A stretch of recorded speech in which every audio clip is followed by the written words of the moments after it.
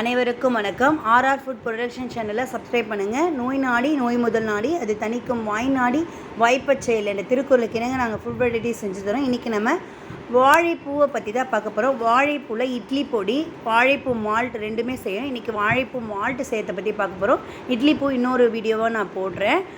வாழைப்பூவில் என்னென்ன பெனிஃபிட்ஸ் இருக்குதுன்னு பாருங்கள். இது பெண்களுக்கு கர்ப்பப்பை சம்மந்தமான அனைத்து விதமான நோய்களையும் இது குணப்படுத்தும்.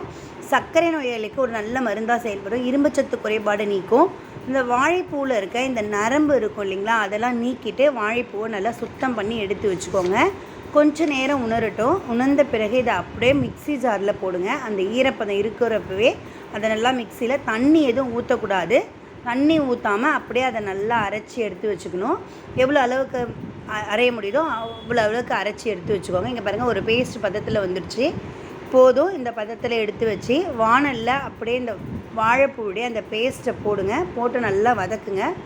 வதக்கிறப்ப கொஞ்சம் அதில் இருக்க அந்த தண்ணிலாம் ட்ரையட் ஆகும். நல்லா ட்ரை ஆகட்டும். இந்த மாதிரி நல்லா கட்டியாக ஆகிடுச்சு பாருங்கள். நல்லா ட்ரை ஆகிடுச்சு.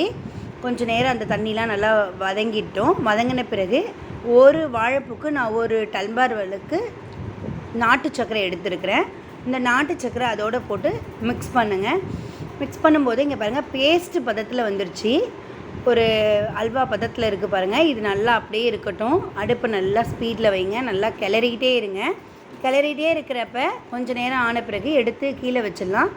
கொஞ்சம் கீழே ஃபேன் காற்றுல ஆற வச்சு நல்லா கையால் கிளறிகிட்டே இருக்கிறப்ப இந்த மாதிரி கட்டியாக ஆகிடும். அதுக்கப்புறம் திருப்பி நம்ம மிக்ஸியில் அரைச்சி இந்த மாதிரி பவுட்ரு ஃபார்மில் எடுத்து வச்சுக்கலாம். இதை நம்ம இப்போ பாலில் மிக்ஸ் பண்ணி சாப்பிட போகிறோம். ஒரு டம்ளர் பாலுக்கு 1.5 டீஸ்பூன் இல்லை 1 டீஸ்பூன் அளவுக்கு நீங்கள் இந்த வாழைப்பூ மால்ட்டை யூஸ் பண்ணிக்கலாம். இதை சாப்பிடும்போது போன்விட்டா டேஸ்ட்டில் இது இருக்கும். சாப்பிட்டிங்கன்னா குழந்தைங்களுக்கு இதை செஞ்சு கொடுங்க. ரொம்ப டேஸ்டியாக இருக்கும். இது உங்களால் செய்ய முடிஞ்சால் நீங்கள் செஞ்சு பாருங்கள். இல்லைனா கீழே இருக்க இந்த வாட்ஸ்அப் நம்பருக்கு ஆர்டரை ப்ளேஸ் பண்ணலாம். எங்கள் சேனலை சப்ஸ்கிரைப் பண்ணுங்கள், கமெண்ட் பண்ணுங்கள், லைக் பண்ணுங்கள், ஷேர் பண்ணுங்கள். தேங்க்ஸ் ஃபார் வாட்சிங்.